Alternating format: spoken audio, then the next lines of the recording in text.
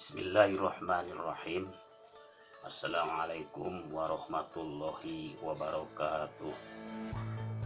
Anak-anak sekalian, siswa-siswi yang solih dan solihah, pada kesempatan ini Bapak akan menyampaikan materi IPA kelas 9 bab 6 tentang kemagnetan dan pemanfaatannya. Sebelumnya, marilah kita melihat video berikut ini.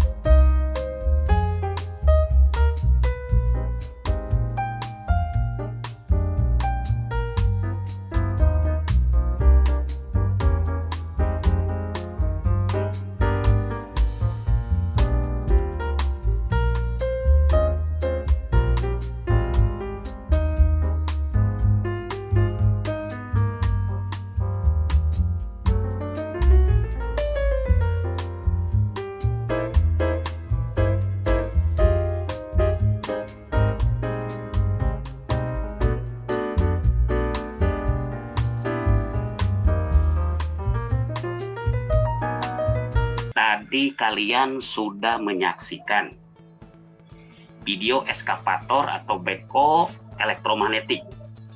Nah, beko elektromagnetik itu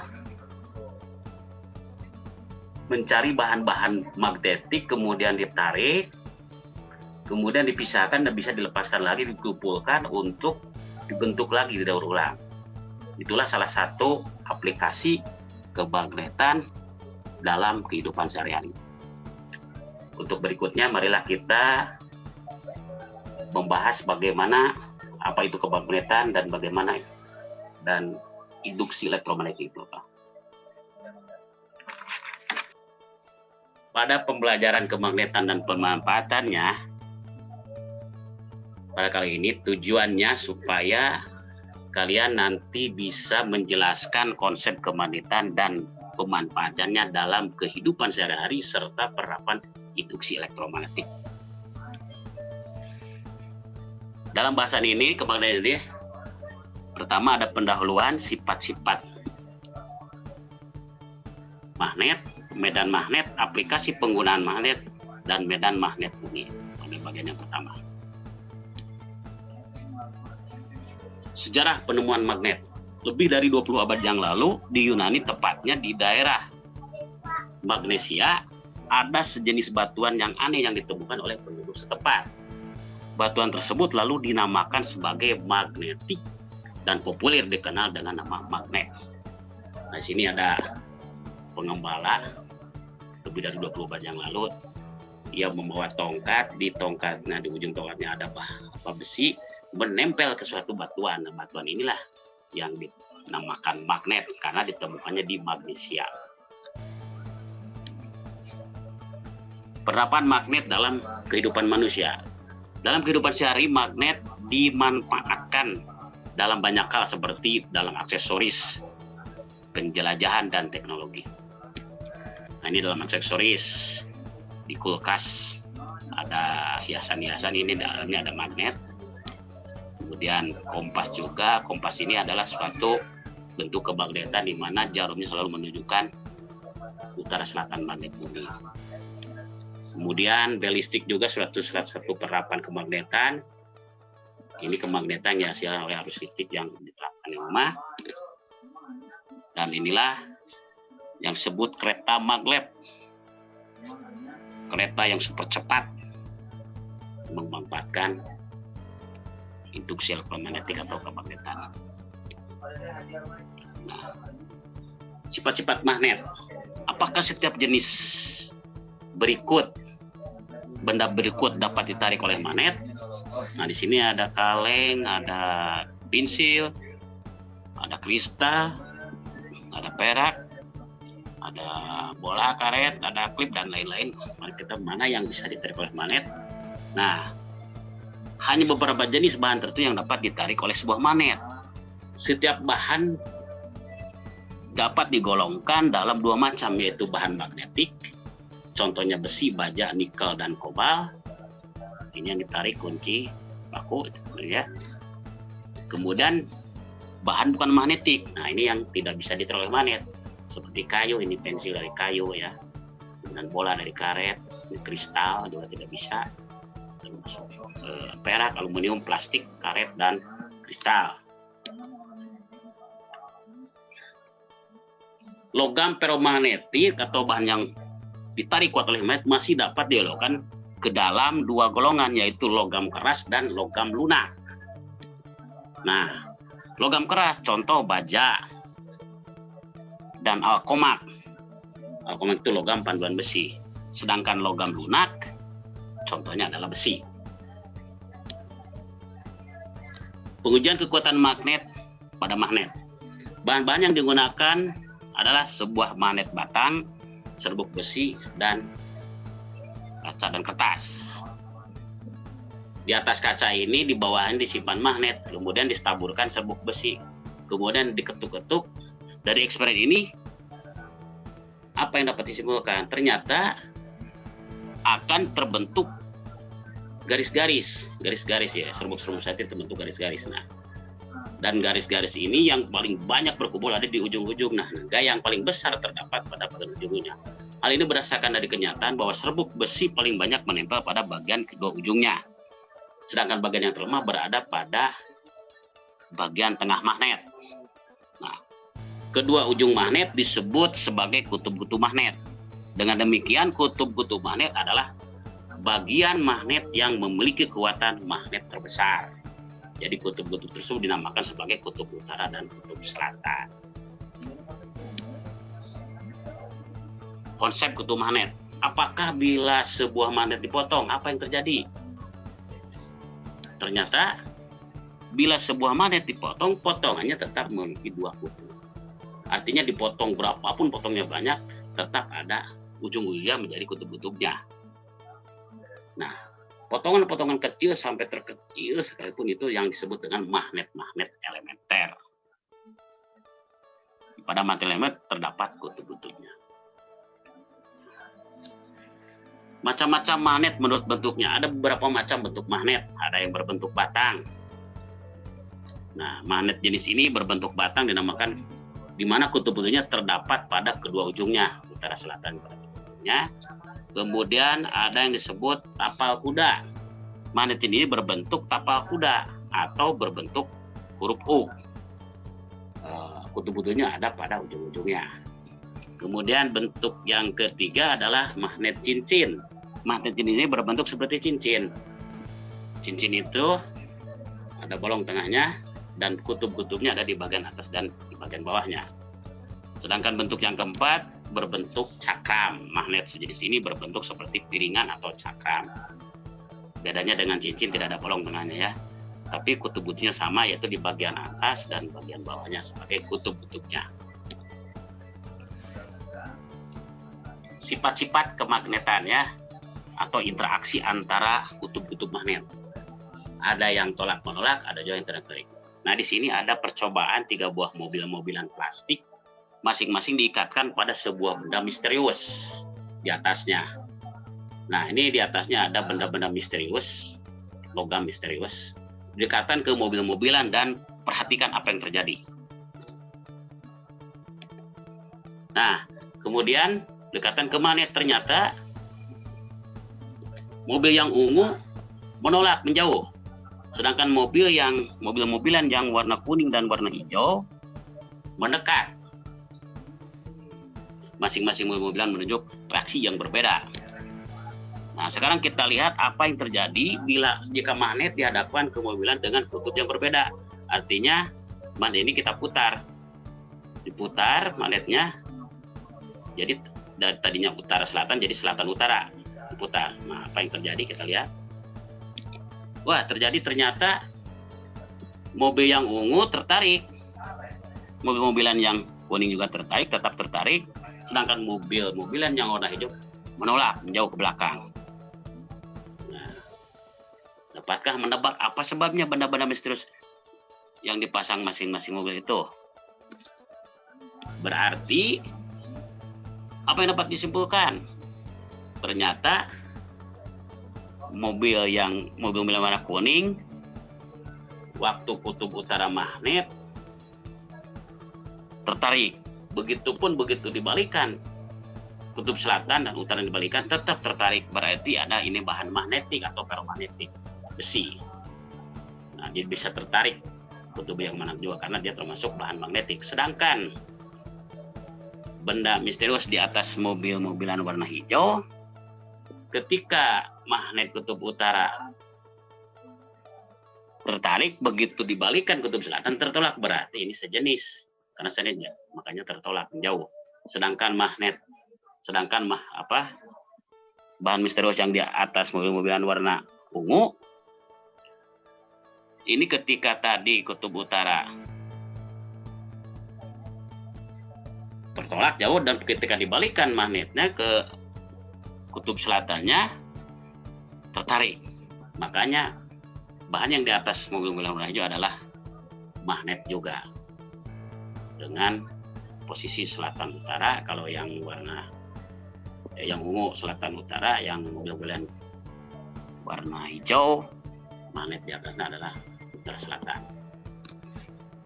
Sehingga dapat disimpulkan magnet yang senama, contohnya utara dengan utara, itu akan tolak menolak. Sedangkan magnet yang kutubnya tidak senama saling tarik menarik. Nah, ini contohnya nih, warna hijau ini tidak senama tarik menarik, sedangkan warna ungu ini tarik di utara dan selatan, tapi utara dan utara akan tolak menolak. Kompas adalah salah satu contoh penerapan magnet. Kompas adalah suatu alat yang digunakan untuk menentukan arah mata angin dengan kedua ujung jarumnya yang selalu menunjukkan arah utara selatan bumi. Kompas terdiri dari dua bagian, yaitu bagian yang tengah yaitu disebut dial. Dial adalah permukaan di mana tertera angka derajat dan huruf mata angin. Nah, ini dial. Sedangkan bagian dial ini jarumnya, jarum penunjuk. Jarum penunjuk adalah jarum yang berfungsi sebagai penunjuk utara magnet. Medan magnet. Nah, pengertian medan magnet. Secara umum medan magnet didefinisikan sebagai tempat di sekitar magnet yang masih dalam pengaruh magnet tersebut. Atau secara singkat disebut medan magnet adalah daerah di mana masih berpengaruh gaya magnet. Medan magnet terdiri dari kumpulan garis-garis gaya magnet. Geser magnet atau kompas. Perhatikan jarum kompas yang selalu bersinggungan dengan garis gaya magnet. Ini selalu bersinggungan dengan garis gaya magnet. Ada 3 aturan dalam menentukan garis-garis gaya magnet, yaitu garis-garis gaya dihasilkan dari kedua kutub magnet yang arahnya keluar dari kutub utara dan masuk ke kutub selatan. Itu aturan yang pertama, di mana garis gaya magnet itu keluar dari kutub utara masuk ke kutub selatan. Aturan yang kedua adalah garis-garis gaya tidak pernah saling berpotongan. Sedangkan aturan yang ketiga adalah tingkat kerapatan garis-garis gaya menunjukkan tingkat kekuatan gaya magnet yang dihasilkannya. Apakah sebuah magnet dapat dibuat dari logam biasa? Nih, cara pembuatan magnet. Tentu bisa ya. Beberapa jenis logam bahan ferromagnetik seperti besi dan baja dapat dibuat menjadi bahan magnetik dengan 3 cara. Cara yang pertama yang disebut dengan cara menggosok. Ini cara menggosok ya. Sedangkan cara kedua cara induksi atau didekatkan atau ditempelkan. Dan cara yang ketiga disebut elektromagnetik, yaitu diberi arus yang menghasilkan magnet. Nah, sekarang cara pertama, cara menggosok. Logam biasa dapat dibuat menjadi magnet dengan digosokkan dengan magnet permanen. Arah penggosokan harus tetap searah dan tidak bolak-balik. Mengapa demikian? Penggosokan dengan arah tetap akan membuat susunan magnet elementer menjadi searah. Magnet yang dapat dibuat dengan cara ini bersifat permanen. Magnet-magnet elementer adalah magnet-magnet kecil, bagian-bagian magnet kecil. Pada besi itu mudah diarahkan, tapi mudah hilangnya. Sedangkan magnet-magnet elementer pada baja sukar diarahkan, tapi kalau sudah menjadi magnet, susah hilangnya. Jadi baja yang lebih mudah dijadikan magnet yang bersifat permanen. Biasanya logam baja ya. Sekarang cara yang kedua, cara pembuatan magnetnya dia dengan cara induksi. Dengan cara induksi, suatu logam netral dapat menjadi magnet apabila dekatkan atau disentuhkan dengan suatu magnet permanen. Magnet yang dihasilkan dengan cara induksi bersifat tidak permanen atau sementara. Selama dekatkan, ditempelkan, ini tertarik nih, ya. Dan mana tertarik, tapi kalau dijauhkan, ini lepas lagi. Ini bersifat sementara, cara induksi. Kemudian cara yang ketiga disebut cara elektromagnetik, jadi pemberian arus listrik pada suatu kumparan. Di sini ada baterai dihubungkan pada kawat tembaga, kemudian pada saklar penghubung, kemudian pada melilit paku atau sebagai kumparan. Nah, ketika dinyalakan, ini akan tertarik. Nah, sekarang yang dinyalakannya adalah yang sebagai inti yang dimasukkan ke dalam kumparannya adalah paku dari besi. Nah, dengan cara ini sebuah logam besi atau baja dapat dibuat menjadi magnet jika lilitan oleh kabel atau kumparan berarus listrik. Dililitkan oleh kabel atau kumparan berarus listrik. Nah, kalau inti besi menghasilkan kemagnetan sementara, begitu arusnya diputus, magnetnya akan hilang dan hasilnya tidak begitu besar. Bagaimana kalau kita ganti dengan baja? Inti logam yang dimasukkan ke dalam kumparan tadi dengan paku baja. Dengan cara ini juga sebuah logam besi atau baja dapat dibuat menjadi magnet jika dililitkan oleh kabel atau kumparan berarus listrik. Hanya kalau baja yang dimasukkan itu kemagnetan lebih besar dari besi, logam baja ini. Dan begitu diputus masih tetap ada yang menempel karena baja menghasilkan sifat kemagnetan permanen. Inilah cara pemberian arus elektromagnetik. Seperti pada tayangan tadi, itu adalah penerapan elektromagnetik pada penerapan elektromagnetik pada gedung sehari, yaitu eskavator elektromagnetik yang mengambil rongsokan-rongsokan untuk dipisahkan tadi ya dari tayangan yang pertama tadi. Ada salah satu siswa yang membuat contoh pembuatan elektromagnet yang sederhana yang dibuat dari baterai yang dihubungkan dengan lilitan kawat yang melilit paku besi. Assalamualaikum warahmatullahi wabarakatuh. Perkenalkan, nama saya Maisaro dari kelas 9C akan membuat magnet dengan cara elektromagnetik.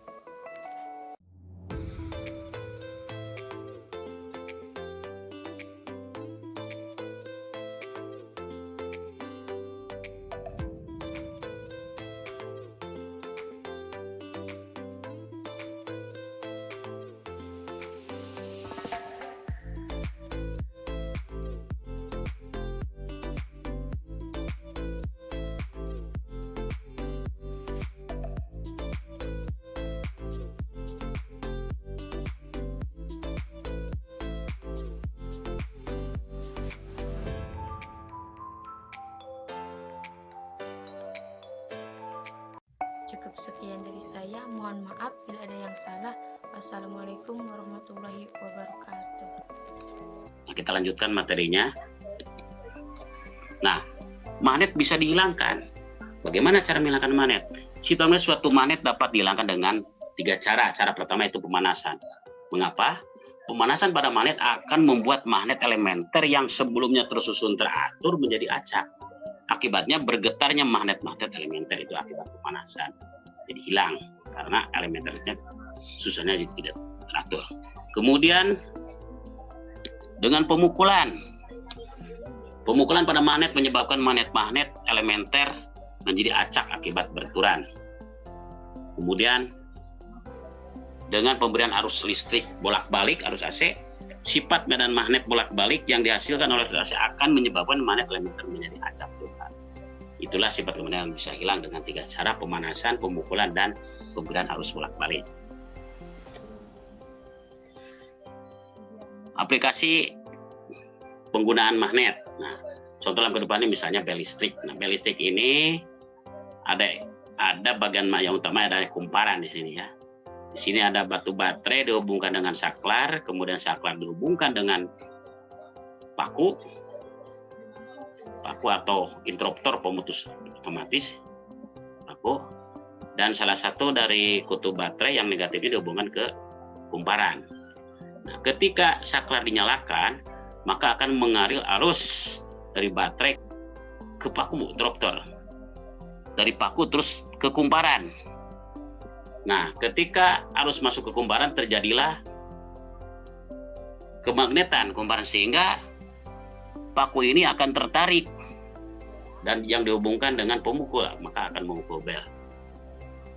Nah, dengan sifat elastisitas nanti akan terlepas lagi, arusnya putus, kemudian nyambung lagi, arusnya tertarik, terjadi kemagnetan lagi dengan cepat sekali, putus nyambung, akhirnya terjadilah getaran. Ini akan memukul bagian bel ini. Inilah ya penerapan kemagnetan dalam kehidupan sehari-hari. Bel listrik adalah salah satu aplikasi sifat kemagnetan dalam kehidupan sehari-hari yang menggunakan prinsip elektromagnetik. Sekarang medan magnet bumi.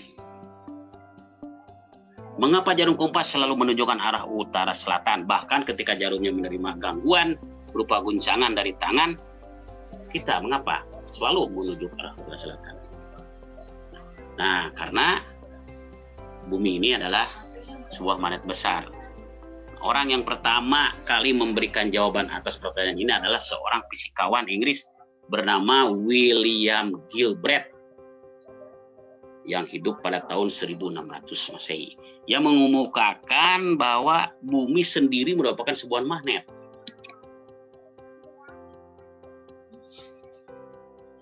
Fakta bumi berperilaku seakan-akan di dalamnya terkandung magnet batang raksasa. Nah, hal ini yang membuat arah penunjuk jarum kompas tidak berubah bahkan bila mendapat gaya luar berupa guncangan. Karena bumi merupakan magnet batang raksasa, maka juga ada garis-garis gaya magnetnya ya. Kutub utara selatan magnet tidak sama dengan kutub utara bumi sebenarnya. Penunjukan jarum kompas tidak tepat ke arah kutub geografis atau kutub bumi sebenarnya, kutub utara bumi sebenarnya, melainkan ke arah kutub magnet bumi.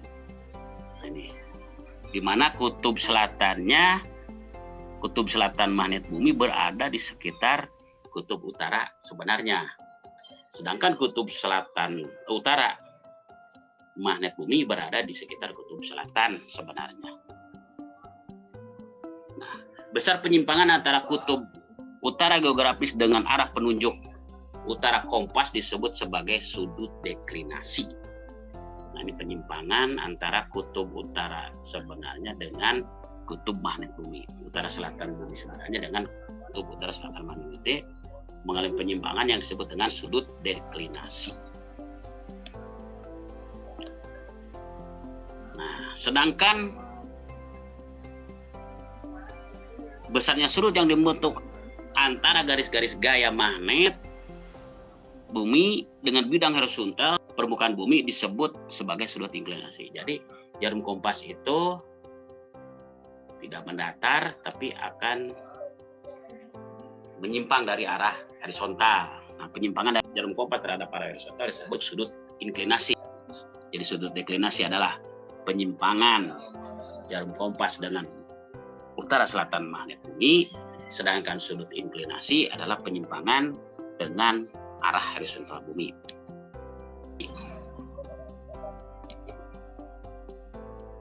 Ada yang disebut inklinasi minimum dan ada disebut sudut inklinasi maksimum. Sudut inklinasi minimum terletak pada garis ekuator atau garis khatulistiwa sekitar 0 derajat terhadap bidang horizontal. Sedangkan sudut penyimpangan maksimum itu berada di sekitar daerah kutub. Jadi kalau kita ke daerah kutub, jarum kompas itu akan menunjuk ke bawah, akan vertikal 90 derajat. Tapi kalau berada di daerah khatulistiwa, contohnya di Pontianak, itu jarum kompas itu akan mendatar. Karena berbeda kemagnetannya. Nah, Nah, ini ada simulasi sudut inklinasi jarum kompas. Jarum kompas ini kalau kita berada di Carlo Fiso akan mendatar lurus sama dengan membentuk 0 derajat. Tapi kalau terus kita ke arah utara, maka di utara makin menyimpan dan terus sampai ke kutub utara akan berdiri jarum kompasnya. Membentuk sudut 90 derajat dari horizontal, itu inklinasi. Itulah kemagnetan bumi. Nah, sekarang kita masuk ke bagian kedua, yaitu tentang induksi magnet. Konsep induksi magnet berawal dari tidak terkendalinya putaran jarum kompas yang ada di kapal laut saat petir menyambar. Nah, ini ada kapal laut disambar petir ya.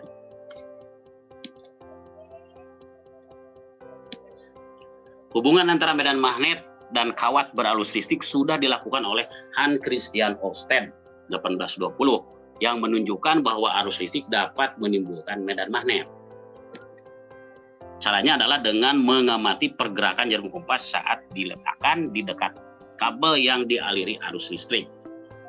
Percobaan ini kemudian dikenal dengan percobaan Ørsted. Arah medan magnet dan arah arus dapat ditujukan dengan menggunakan tangan kanan seperti gambar 6.4. Nah, ini. Jadi kalau di kawat lurus diberi arus listrik, ini kaidahnya ada tangan kanan.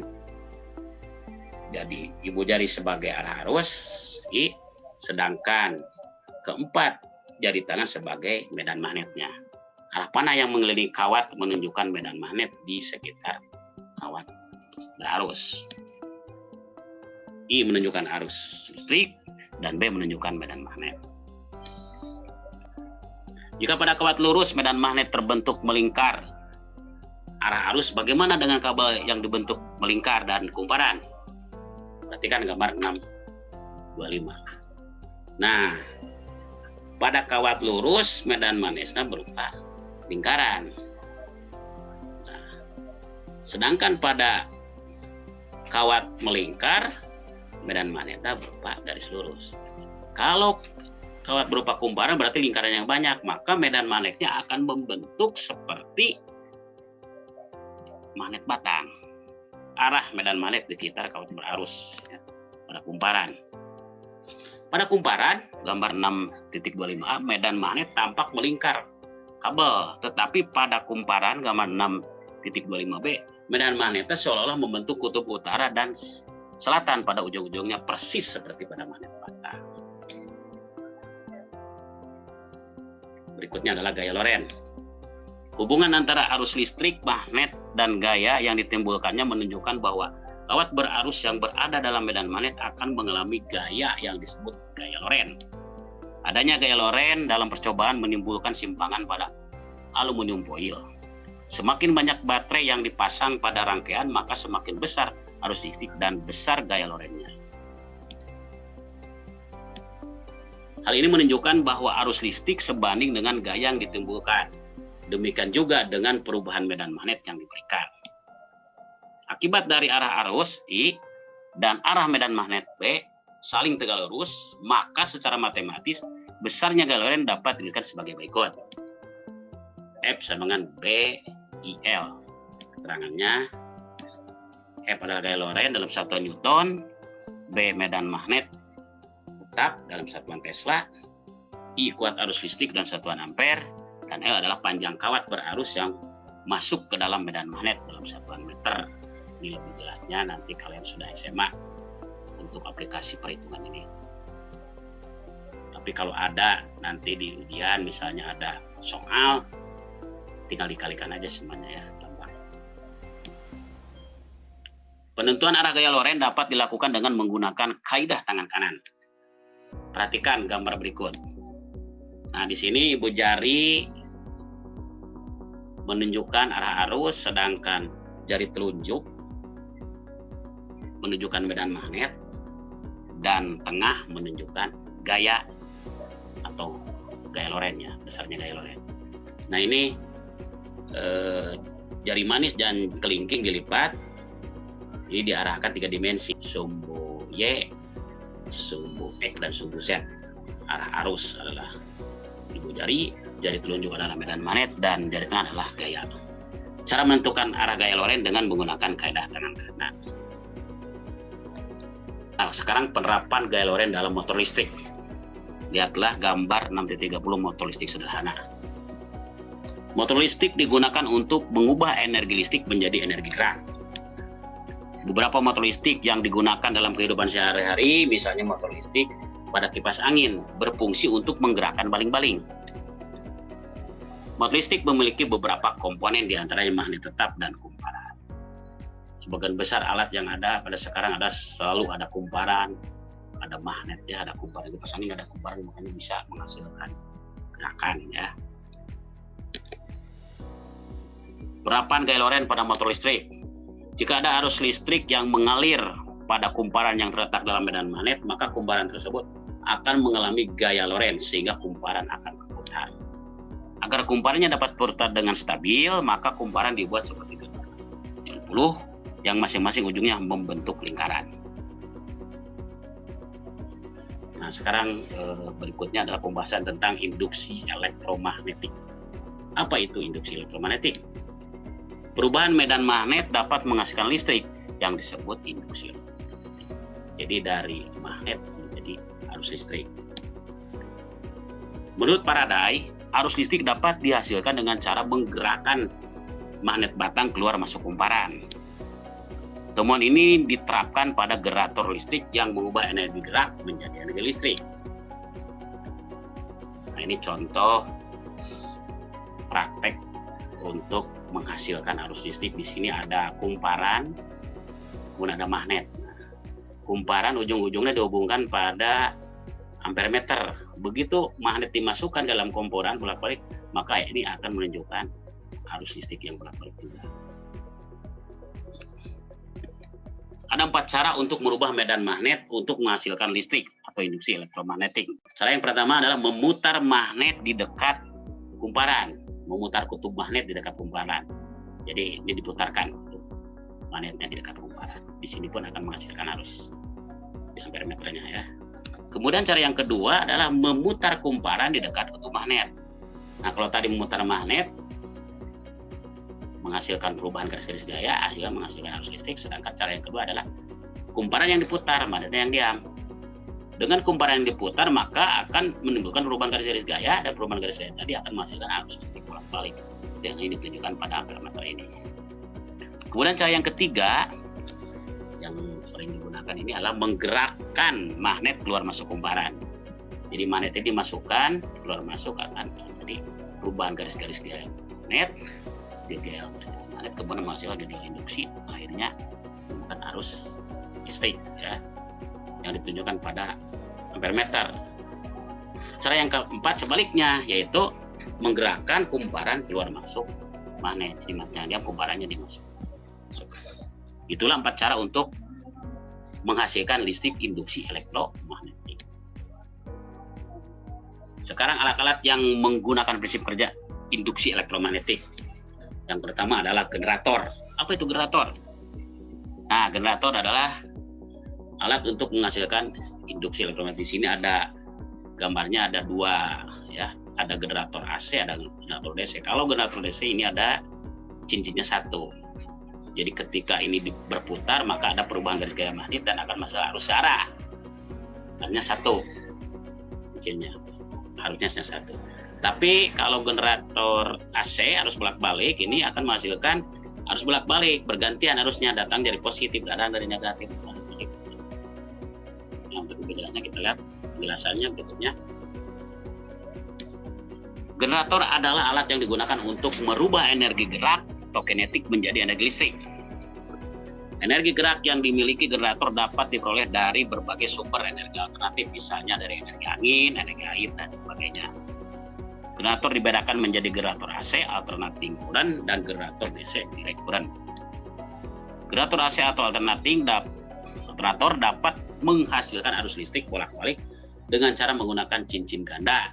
Sedangkan generator DC dapat menghasilkan arus listrik searah dengan cara menggunakan komutator atau cincin belah. Tadi gambarnya, ya. Sekarang penerapannya pada dinamo AC/DC. Nah, ini dinamo AC/DC. Ini masih harus ada, ini alatnya sederhananya di laptop juga ada ya. Yang diputar nanti akan menggerakkan ini, putaran akan masukkan perubahan bersedia dan bisa menyalakan lampu. Dinamo adalah generator yang relatif lebih kecil, seperti yang digunakan pada sepeda. Ternyata pada sepeda terdapat dinamo yang berfungsi sebagai sumber energi listrik untuk menyalakan lampu. Dinamo adalah alat yang berfungsi untuk mengubah energi gerak menjadi energi listrik. Cara kerja dinamo dan generator hampir sama, termasuk penggunaan satu cincin yang dibelah menjadi dua komutator, dan pada dinamo DC, cincin ganda pada dinamo AC. Perbedaan dinamo dan generator terletak pada dua komponen utama dinamo, yaitu rotor bagian yang bergerak dan stator bagian yang diam. Nah, ini contoh dinamo sepeda. Ya. Saat sepeda dikayuh dengan cepat, kumparan pada dinamo akan bergerak cepat, sehingga gaya gerak listrik gaya induksi yang dihasilkan menjadi lebih kuat dan energi listrik yang dihasilkan menjadi lebih banyak. Selain dengan mempercepat putaran kumparan, penggunaan magnet yang kuat, memperbanyak jumlah lilitan, dan penggunaan inti besi lunak dalam dinamo juga dapat menghasilkan gaya induksi yang dihasilkan menjadi lebih kuat. Jadi ada 3 ya. Bagaimana untuk memperbesar kekuatan elektromagnetik tadi? Yang pertama adalah jumlah lilitan yang mempengaruhinya itu ya. Kemudian inti besi yang dimasukkan juga banyak. Ya. Kemudian arus yang diberikan. Lilitan, penggunaan inti besi lunak, dan penggunaan magnet yang kuat. Kemudian yang ketiga adalah, atau yang C, transformator atau singkat trafo. Sebelum dialirkan ke rumah-rumah penduduk, tegangan listrik dari PLN harus diturunkan. Salah satu cara untuk menurunkan atau menaikkan tegangan listrik adalah dengan menggunakan transformator atau trafo. Berdasarkan penggunaannya, transformator atau trafo dibagi menjadi 2 jenis, yaitu transformator step down dan transformator step up. Trafo step down, trafo step up. Transformator step down berfungsi untuk menurunkan tegangan listrik, sedangkan transformator step up berfungsi untuk menaikkan tegangan listrik. Nah, ini contoh trafo. Ya, trafo yang kecil. Di sini ada 2 kumparan. Nah, ini yang kiri ini transformator penurun tegangan, karena di sini lebih banyak kumparannya pada yang primernya. Tegangan primernya ini tegangan 2 titik. Kalau N ini adalah jumlah lilitannya lebih banyak daripada NP, lebih daripada NS. Sedangkan ini adalah tegangan sekunder. Nah, gambar yang sebelah kanan adalah penaik tegangan, karena primernya lebih sedikit, sedangkan sekundernya lebih banyak lilitan. Untuk lebih jelasnya bagaimana perbandingannya dan perhitungannya, ini nanti kalian akan lebih banyak dilakukan pada perhitungan nanti setelah masuk SMA ya. Transformator. Nah, transformator pada dasarnya terdiri atas lilitan primer dan lilitan sekunder yang dihubungkan dengan menggunakan inti besi. Lilitan primer yang mendapat tegangan AC akan menginduksi inti besi hingga menjadi magnet. Perubahan arah arus AC membuat medan magnet yang terbentuk berubah-ubah sehingga menghasilkan tegangan AC dan ujung-ujung kumparan sekunder. Besar kecilnya tegangan keluaran yang dihasilkan transformator sangat dipengaruhi oleh jumlah lilitan pada kumparan primer dan sekundernya. Jika jumlah lilitan primer lebih banyak daripada jumlah lilitan sekunder, maka tegangan pada kumparan sekunder juga akan lebih kecil daripada tegangan kumparan primer, dan transformator tersebut disebut transformator step down atau penurun tegangan. Namun, jika jumlah lilitan primernya lebih sedikit daripada jumlah lilitan sekundernya, maka tegangan pada kumparan sekunder akan lebih besar daripada tegangan pada kumparan primer. dan transformator tersebut disebut transformator step up, naik tegangan. Kemagnetan dalam produk teknologi. Nah, ini penerapannya yang pertama adalah MRI. MRI, singkatan dari Magnetic Resonance Imaging. Ini gambarnya. MRI ini adalah alat yang ada di kedokteran, disebut juga scanner ya. Jadi orang tuh tidur di sini dimasukkan ke dalam ruangan, nanti akan bisa terdeteksi. Untuk lebih jelasnya kita lihat. Magnet banyak digunakan dalam berbagai produk teknologi. Salah satunya yang paling populer adalah dalam teknologi kedokteran seperti MRI. Tahukah kamu bagaimana cara seorang dokter untuk mendeteksi adanya penyakit dalam tubuh pasien? Hingga kini salah satu cara yang paling aman untuk mendeteksi penyakit adalah dengan menggunakan MRI, Magnetic Resonance Imaging. MRI menggunakan prinsip kemagnetan untuk mencitrakan kondisi kesehatan tulang dan organ tubuh bagian dalam manusia tanpa melalui prosedur pembedahan. Ini lebih aman ya. Cara ini jadi pasien tadi akan dimasukkan ke ruangan ini dan nanti akan dideteksi oleh alat ini.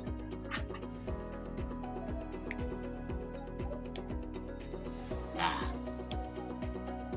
orang yang akan dicek kesehatannya dimasukkan ke dalam medan magnet yang memiliki kekuatan 5.000 kali lipat lebih kuat dari medan magnet bumi. Medan magnet sebesar ini mengakibatkan nukleon tubuh berputar dan berbaris sejajar menjadi jarum kompas. Nah, ini gambar 6.38a. Nukleon tersebut kemudian ditembak dengan gelombang radio untuk menginduksi arahnya. Nah, ini nukleon tadi ya diarahkan. Jadi berjajar lurus ya. Di dalam alat tadi. Kemudian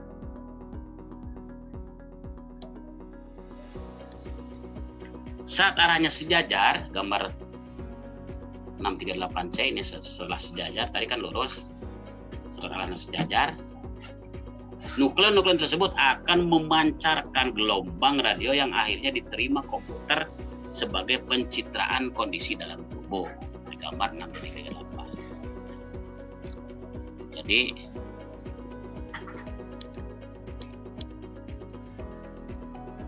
kemudian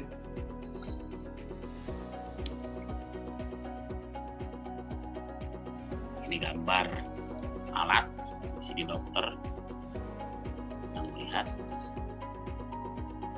Nah, ini pasien dimasukkan, dilihat dari luar ruangan ini, kemudian dilihat di komputer bagian tubuhnya ini di sini ya. Ini untuk cek kesehatan menggunakan MRI. Nah, gambar tersebut dapat menunjukkan adanya penyakit dalam tubuh. Selagi bisa deteksi ada tidaknya penyakit dalam tubuh.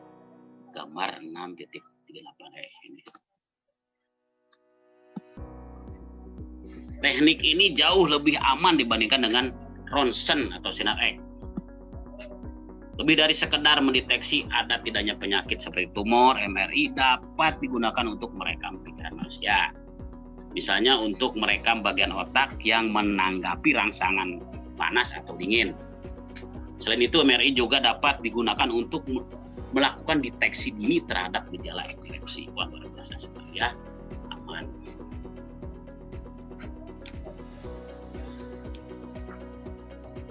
Nah, sekarang kemagnetan produk teknologi yang kedua ada yang disebut kereta maglev. Apa itu kereta maglev? Maglev merupakan kependekan dari magnetical levitation atau kereta terbang. Kereta maglev diterbangkan kurang lebih 10 mm atau 1 cm di atas relnya. Meskipun rel dan kereta tidak menempel, kereta maglev yang super cepat yakni mampu melaju hingga 650 km per jam tidak akan terjatuh dan tergelincir. Ya, bisa aja kecepatannya hanya 100-an, kereta api aja hanya 200, ini 653 kali lipat kereta api. Jadi kalau dari Bandung Jakarta pakai bis 3 jam, pakai kereta api misalnya 1,5 jam, kalau kata kereta maglev ini bisa hanya setengah jam atau 20 menitan, hampir sama dengan pesawat ya, pesawat helikopter. Hal ini disebabkan kereta maglev menerapkan prinsip gaya tolak magnet serta didorong dengan menggunakan motor listrik. Kereta maglev telah menjadi alat transportasi massal di beberapa negara maju seperti Jepang, Amerika, Cina, dan beberapa negara Eropa seperti Prancis, Jerman, dan Inggris, khususnya di kota London. Ya. Nah ini gambar kereta maglev, maksudnya bahannya ini ya, bahan magnetnya. Di Jepang kereta yang menggunakan prinsip ini yaitu kereta Shinkansen yang menghubungkan kota Tokyo, Nagoya, dan Osaka. Nah ini kereta maglev ya. Gambar 6.10 A kereta Shinkansen yang ada di Jepang.